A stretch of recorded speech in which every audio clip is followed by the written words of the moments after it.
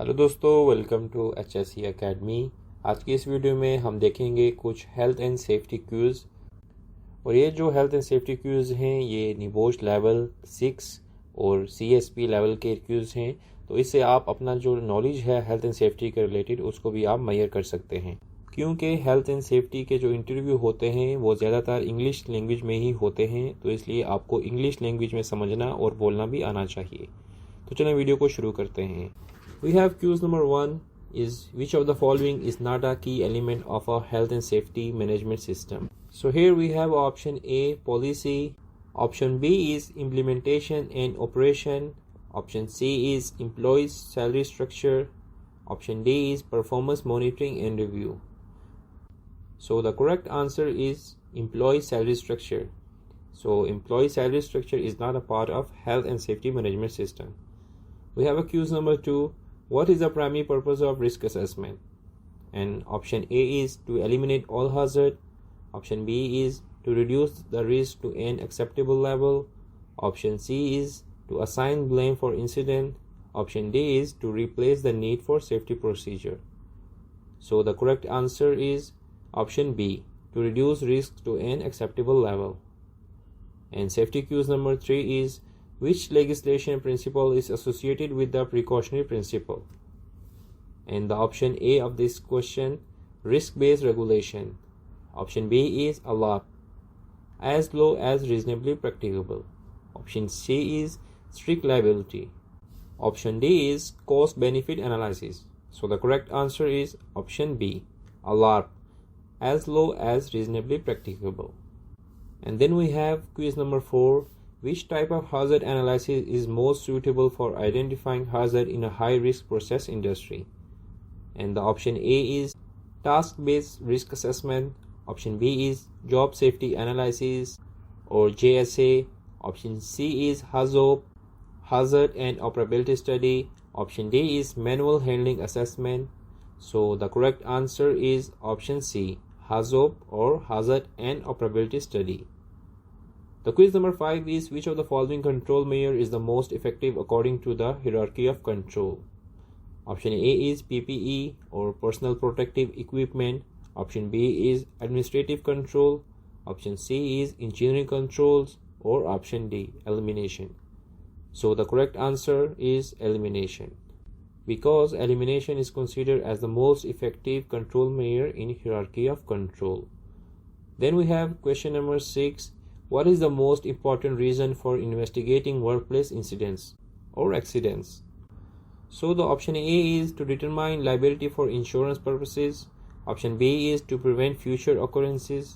Option C is to punish those who are responsible, or option D, to satisfy legal requirements. So the correct answer for this quiz is option B, to prevent future occurrences. Then we have quiz number 7. A confined space is considered hazardous due to which of the following factor? Option A, poor ventilation. Option B, presence of toxic gases. Option C, limited entry and exit, or option D, all of the above. So the correct answer for this quiz is all of the above. This means option A, poor ventilation. Option B, presence of toxic gases. Option C, limited entry and exit. These all are hazards in confined space. Then we have quiz number 8. Which of the following is a key factor in preventing slip, trip and falls in the workplace? Option A, increasing workplace lighting. Option B is implementing a housekeeping policy. Option C is replacing all flooring with anti-slip material. Or option D, only relying on safety shoes. So the correct answer to prevent slip, trip and fall hazards is implementing a housekeeping policy, or option B.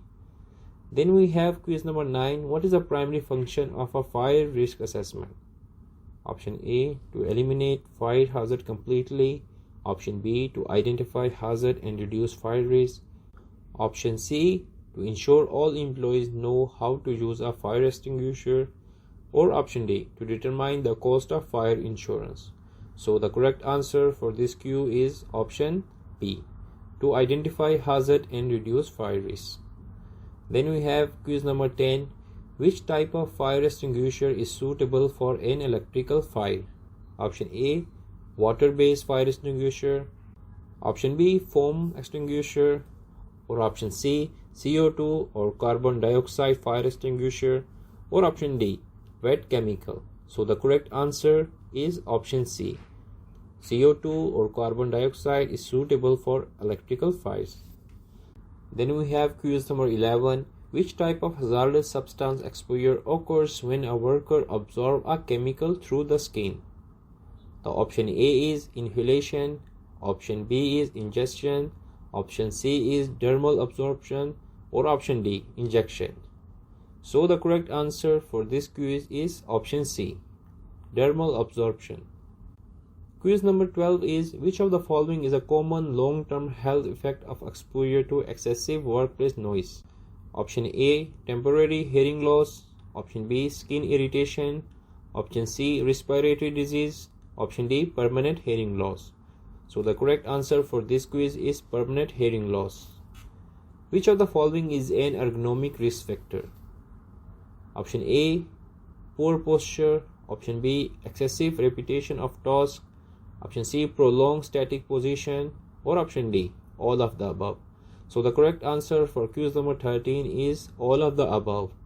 Poor posture, excessive repetition of tasks, or prolonged static position. This all cause to ergonomic risk. Then we have quiz number 14. Which of the following is the best way to control manual handling risk? Option A, provide frequent rest break. Option B, use mechanical lifting aids. Option C, train worker in proper lifting techniques. Or option D, encourage worker to exercise regularly. So the correct answer for this quiz is use mechanical lifting aid. Then we have a quiz number 15. Under the health and safety law, who is primarily responsible for ensuring workplace safety? Option A, the employer. Option B, the employee. Option C, the government. Or option D, the health and safety officer. So the correct answer for this quiz is the employer. Option 16 we have, what does the term reasonably practicable mean in health and safety legislation? Option A, safety measures must be taken regardless of any cost. Option B we have, employer must reduce risk unless the cost is grossly disproportionate. Option C we have, safety measures are optional. Option D we have, only serious risks need to be addressed. So the correct answer for this quiz is option B. Employer must reduce risk unless the cost is grossly disproportionate. Then we have quiz number 17. What is the primary reason for conducting emergency evacuation drill? Option A, to comply with fire safety regulation. Option B, to identify weaknesses in evacuation procedure. Or option C, to test employee knowledge. Or option D, to reduce insurance costs. So the correct answer for this quiz is to identify weaknesses in evacuation procedure. Then we have quiz number 18. Which of the following is the first priority when arriving at the scene of any accident? Then we have option A, check for hazard before providing aid. Option B, moving the injured person immediately.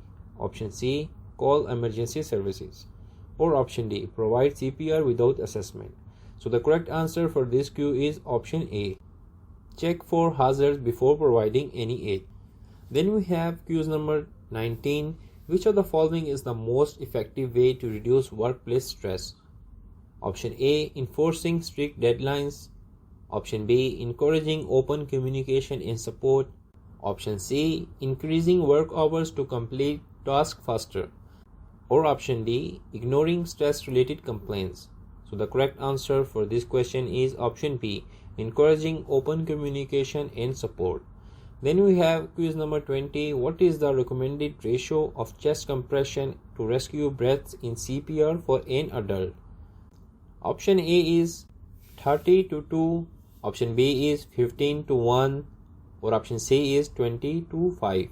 Or option D is 50 to 10. So the correct answer for this question is 30 to 2. It means 30 chest compressions and 2 rescue breaths. Then we have quiz number 21. In a fault tree analysis or FTA, what does a AND gate represent? Option A is a single failure leading to a system breakdown. Option B, multiple failures occurring simultaneously to cause an event. Option C, the probability of failure reducing over time. Or option D, a failure mode that has no possible solution. So the correct answer for this question is option B, multiple failures occurring simultaneously to cause an event. Then we have quiz number 22. According to the Henrik's safety pyramid, what is the approximate ratio of serious injuries to near misses? Option A, 1 to 30. Option B, 1 to 300. Option C, 1 to 10. Or option D, 1 to 1000. So the correct answer for this question is 1 to 300. Then quiz number 23 is, a worker is exposed to 92 decibel for 3 hours and 85 decibel for 5 hours and in a single shift. According to OSHA noise standard 19 CFR 1910.95, does this exposure exceed the permissible noise limit? We have option A, yes, because exposure exceeds the time weighted average of 85 dBA or decibel. Option B, no, because hearing protection was worn. Option C, no, because OSHA only regulate exposure above 100 dBA. Option D, yes, because noise exposure must never exceed 90 dBA. So the correct answer for this question is option D, yes, because noise exposure must never exceed 90 dBA. Because as per the OSHA noise regulation 19 CFR 1910.5, the permissible exposure level or PEL is 90 dBA over the 8-hour work shift. Then we have question number 24. When conducting a quantitative risk assessment or QRA, which factor is most critical in determining the likelihood of a catastrophic event? Option A, historical accident data. Option B, employee training record. Option C, safety culture survey results. Or option D, cost-benefit analysis of control measures. So the correct answer for this question is historical accident data. Then we have quiz number 25. In a confined space entry operation, which of the following is not a responsibility of the confined space attendant? Option A, monitor the atmosphere for hazardous gases. Option B, enter the confined space to assist a worker in distress. Option C, maintain communication with entrant at all times. Or option D, summon emergency response in case of any accident. So the correct answer for this question is option B, enter the confined space to assist a worker in distress. तो दोस्तों, उम्मीद करता हूँ आज की इस video की मदद से आपके health and safety related knowledge में इजाफा हुआ होगा।